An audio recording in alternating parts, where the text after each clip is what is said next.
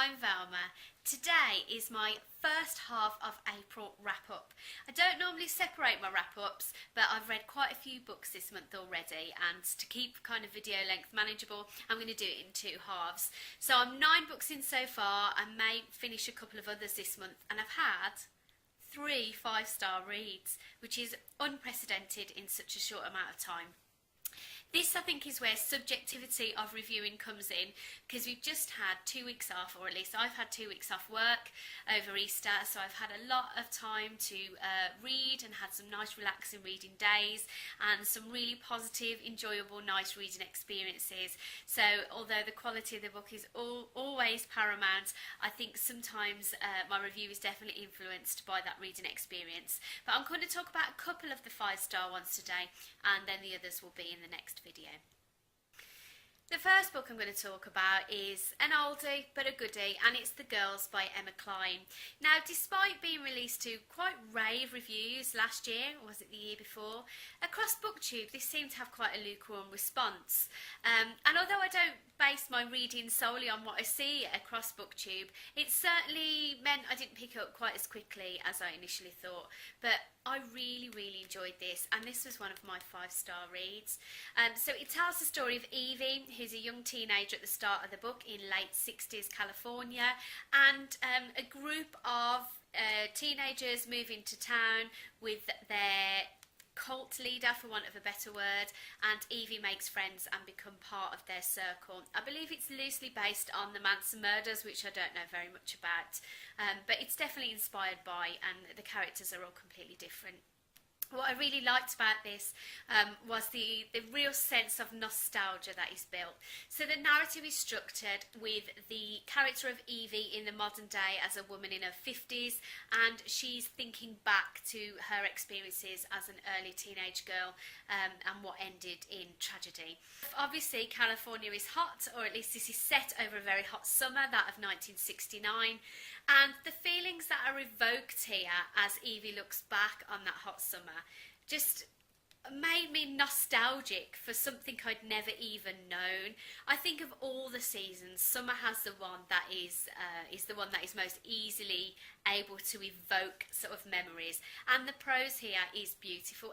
Kline is clearly a very skillful writer. This was a really accessible read.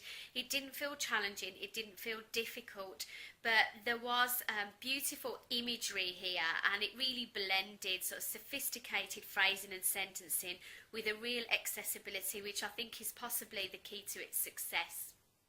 In terms of the story, I wasn't particularly fussed on the crime that was to unfold at the end, but there was a real sense of tension as it built up to this climax, and I enjoyed that much more than the end, to be honest.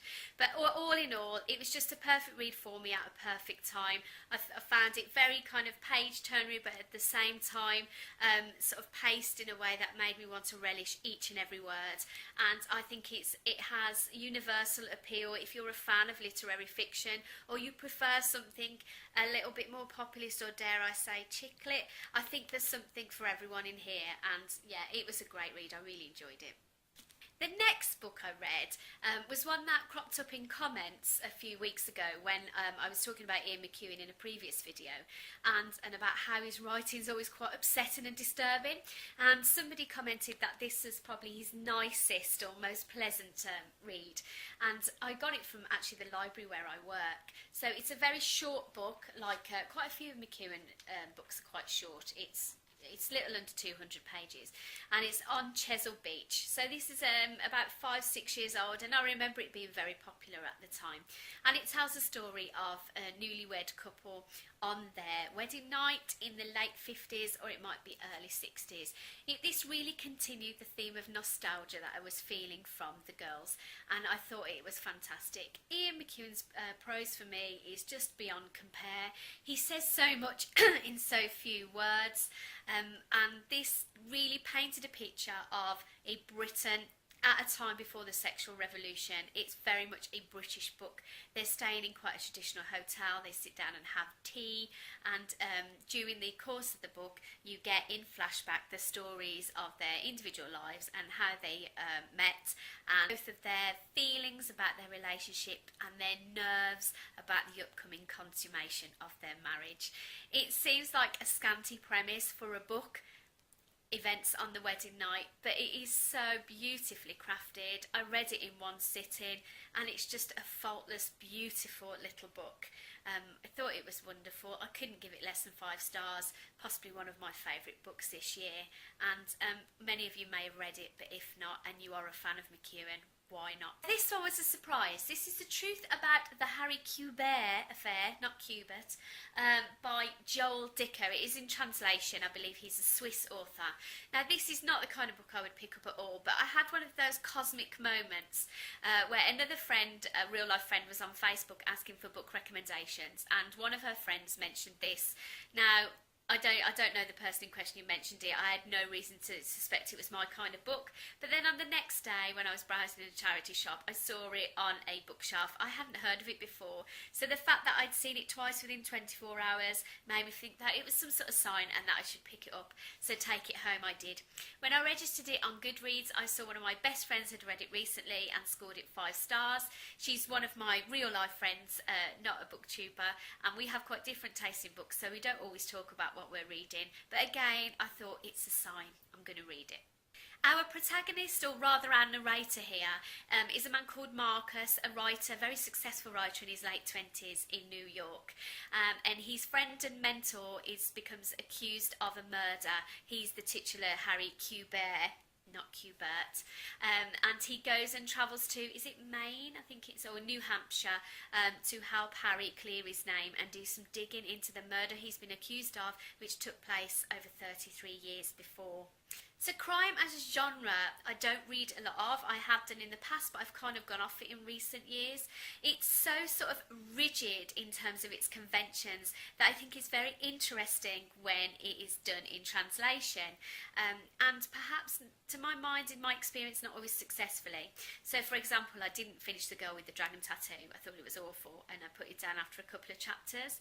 I have enjoyed television crime in translation more. I really loved The Killing, which was the Danish series, so it can work. So for me, I went in with some trepidation. This is written not in the style of somebody who understands small-town American culture, but in the style of somebody who has read a lot about small-town American culture, and as such it is quite a bizarre carbon copy. The characters are hideous stereotypes to the point where it's almost laudable, and because it's like a step away all the time, it was a little bit surreal almost. There was something Twin Peaks about it. I think if I'd have read it in the belief that the writer was taking it very seriously and he thought he'd crafted a convincing American drama, which for all intents and purposes he may do, it would have frustrated me. But it was just so awful in a way that I had to acknowledge some kind of self-awareness and irony and read it in that style. And reading it in that style, I really enjoyed it. Again, I was on Easter break and it was just a perfect page-turnery, pacey thriller. In that sense, there is a little bit of meta-fiction going on here because our narrator is a writer and his mentor is also a writer. So we have kind of the core of a book that Harry Quebert wrote about. The murder victim is a core throughout, and our protagonist or our narrator is writing a book. He's writing this book, but it's not the book we're reading.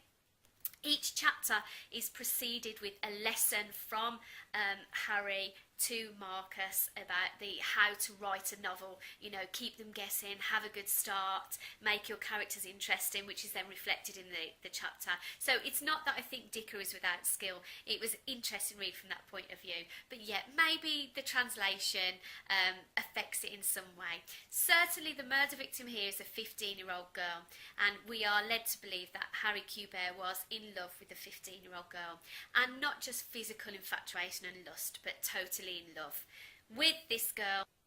with this girl who all we really know about her is that she adored Harry, and she liked to cook dinner for him and look after him, and there's a little bit of get the impression that this is a male writer kind of imposing his fantasy figure on us, so that was a little bit uncomfortable and not something I would expect from American novels. The idea of a grown man 33 years old being in love with a 15-year-old girl seemed to me something that is perhaps more acceptable in certain continental culture. It's certainly read as something which is quite French. Apologies if that's a generalisation, but it jarred a little bit with what you would typically see in this kind of American crime novel. So in short, I really enjoyed it, but I don't know if you would. I gave it 5 stars. If I'd have read it at another time, I probably wouldn't have been so generous. But, you know, it was a fun read. This next one is probably my biggest duffer of the month so far. It is All the Rivers by Dorit Rabinyan, and I'm reading this as a read-along from the channel Mel's Bookland Adventures, who's doing a read around the world, where every month we choose a book by a female author from a different country and read it. This tells the story of two characters living in New York, one who is Israeli and one is Palestinian, and it's really just about their burgeoning relationship as they meet and fall in love, and the clash of their cultures and politics means that they find it quite difficult to proceed in a harmonious way. Now, I should probably say I am not a big romance fan. In fact, I can't remember the last time I read a romance book, and this is definitely a romance book. The relationship and the romantic element of it is the core, and there's actually not a lot going on apart from that, so I'm perhaps not the best person to review this, and I just didn't enjoy it at all. They argued so much, I didn't really understand why they were together. There was an instant attraction at the beginning, but they never seemed to forge enough of a connection that you thought they would make the effort to stay together. There were a couple of things hinted at here that I thought might turn into a bigger part of the story.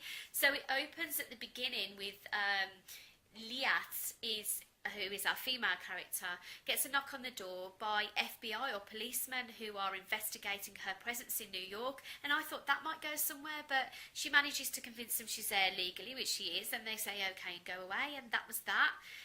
Hilmi, the boyfriend, appears to start suffering from some sort of mental illness at some point. He's a very highly strung artist, and I thought maybe that storyline would go somewhere, but then he just seemed to get better, and that was it.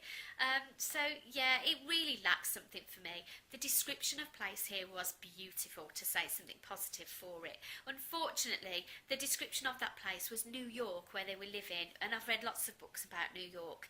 They only move somewhere else towards the end of the book when they return to the central character returns to Israel, and we get a little bit of description there, but I would rather the whole book was set somewhere else, really, because that's kind of what I wanted out of it.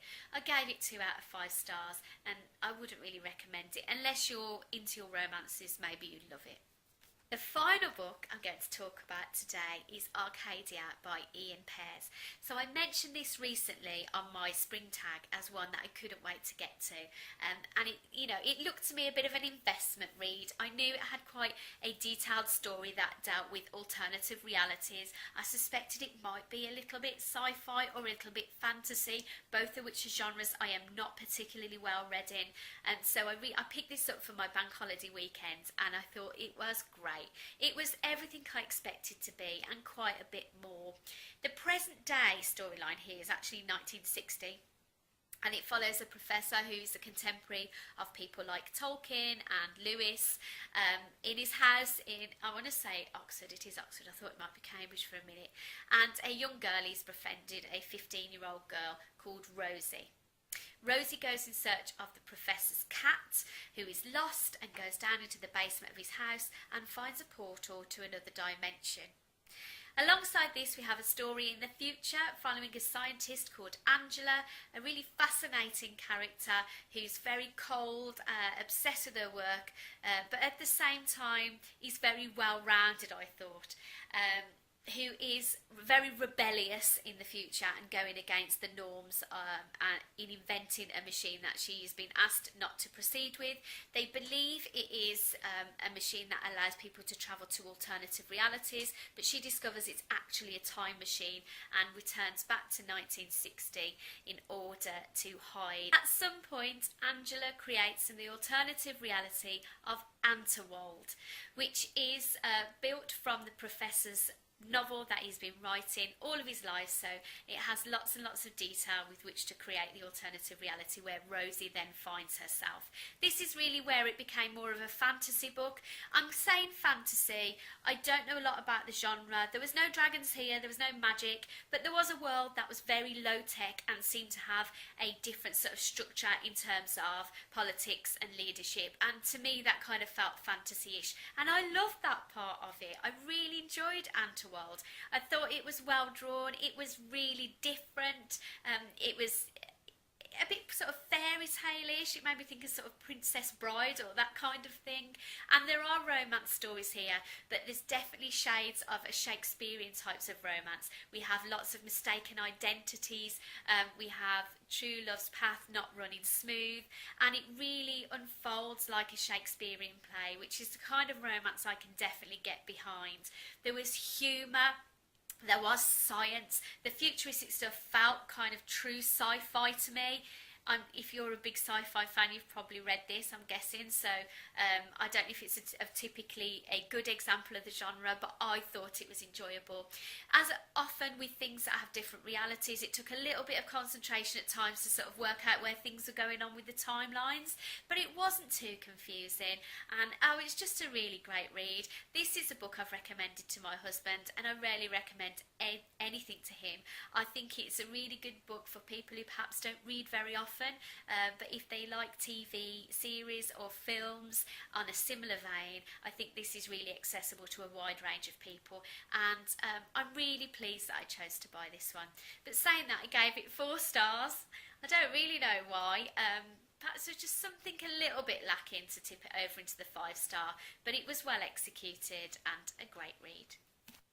So those are my first 5 books of the month. I think my second 5 books are probably a little bit more booktubery, so some more newer releases. If you have read any of these books or you've got any comments, please let me know down below so we can have a chat, and I'll look forward to seeing you next time. Thank you.